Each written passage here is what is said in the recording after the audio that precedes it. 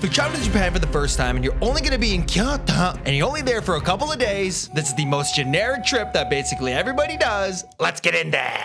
Day 2.5. Because let's be real, you're actually going to Kyoto from spending your second day in Osaka, because you ain't going to Kyoto first. You're either coming from Tokyo and going to Osaka, spent a couple of days there, got bored and head to Kyoto, or you were from Osaka and then you went to Kyoto. You're not starting in Kyoto. Let's be real. So you're gonna take the train, takes about 30 minutes, and you arrive at Kyoto Station. You're like, wow, this place is humongous. It's kind of giving me King's Cross Station vibes. You look at it, big ceiling, and you go, wow, look at that big tower. It looks like the Eiffel Tower. It does not look like the Eiffel Tower. You're like, I want to get a better look at that. So you walk up those big stairs in Kyoto Station, take a picture of it again, look across the landscape and go, wow, this place is surrounded by mountains.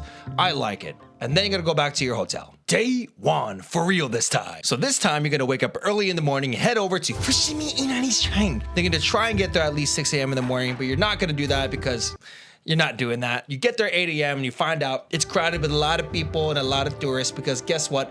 Everybody else knew to come here at 6 a.m. in the morning because of videos like these and Instagram. Then you're gonna walk through the shrine, take a look at the buildings, be like, wow, this is really quite nice, isn't it? Then you're gonna be like, oh my God, it's the gates that everyone talks about. It's time to get my picture. You're gonna attempt to take your picture at the bottom, but you realize that the traffic is way too much with all the tourist groups and all the tourists and a lot of people. So you're gonna end up walking through a big crowd of people for probably a long while, admiring the gates, looking at the kanji on each of the gates and being like, wow, I wonder if these are like samurai or something like that. Then you find out, and you're looking closely and you see that it's like Sony Corporation, and you realize that every one of these gates is probably sponsored by some kind of family or a private corporation. Fun fact that all the shrines in Japan are actually privately owned by a family or corporation after World War II. Anyways, you're gonna keep going up these things. You're gonna be attempting to take these pictures, but every time you find this open space, it's just gonna be crunched by more tourists. So you just keep kind of going up, and you're like, man, these stairs are kind of long, schno. And then you finally get to this halfway point and you start to see a fork in the road. You're like, which way should I go?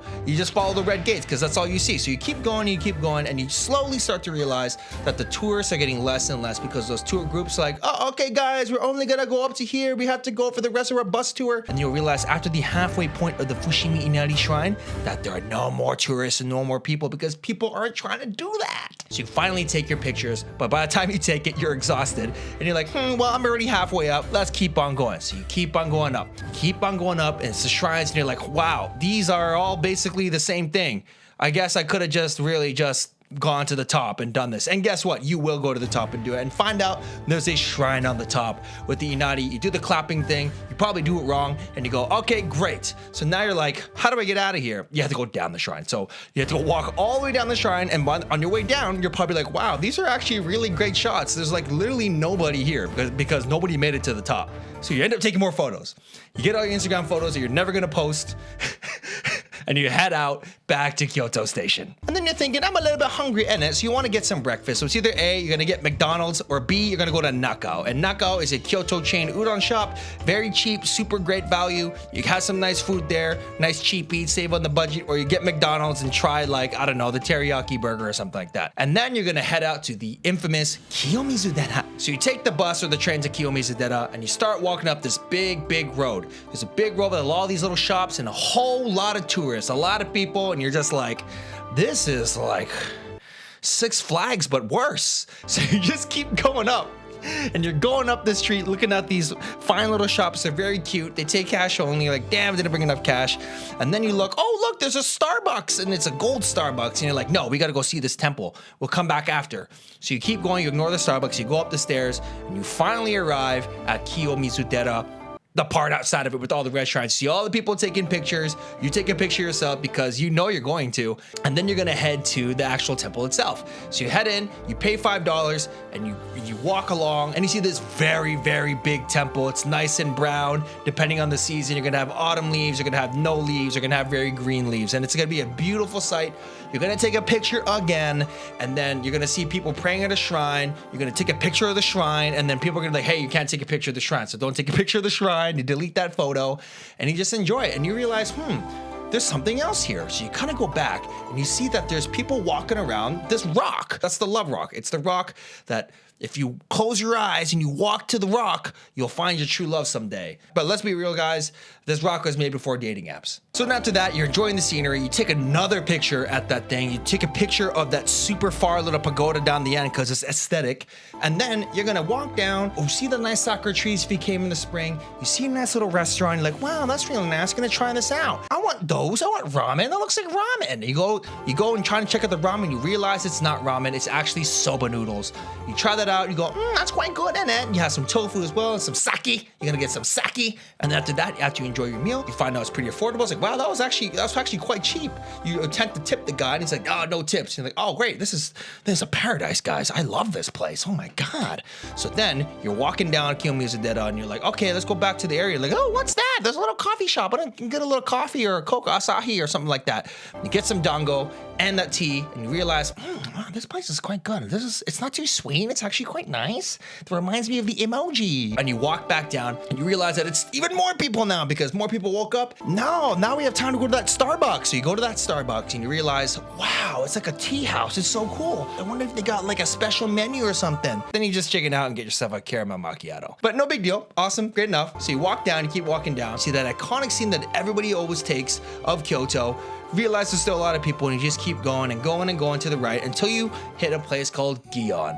And GION is the place with the geisha. And GION is also the place where the tourists are rude to the geisha. And that's why they banned the tourists from taking pictures of the geisha or any of the private streets. But it's very nice. It's very aesthetic. I like it a lot. You go along, you walk up and down the street and go, wow, it's like a movie set. Why is it so clean? What's going on here?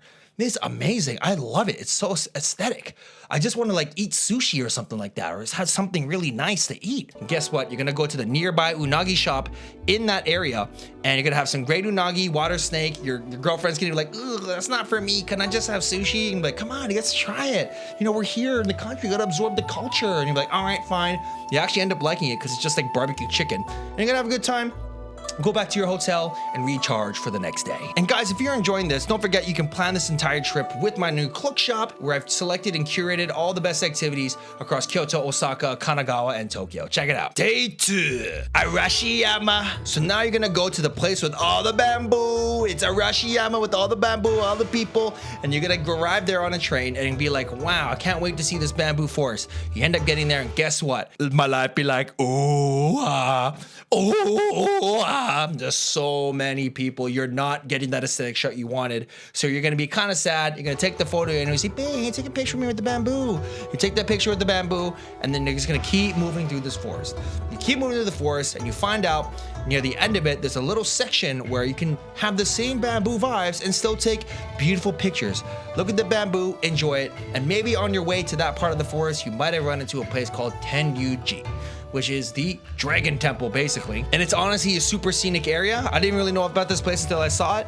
And it's a nice little Japanese garden. It's very zen. It's a great little place for a scenic area. Here's a picture with me and my family. And then you're gonna see some monkeys. And you might see like, that's a monkey park. And you're like, you know what? We don't got time for this because you still gotta get lunch, and we still gotta go to KINKAKUJI. And KINKAKUJI is the golden pavilion, shrine, temple, whatever you want to call it. And that's on the western side of Kyoto. So you're gonna be spending most of your time just getting over there on the bus.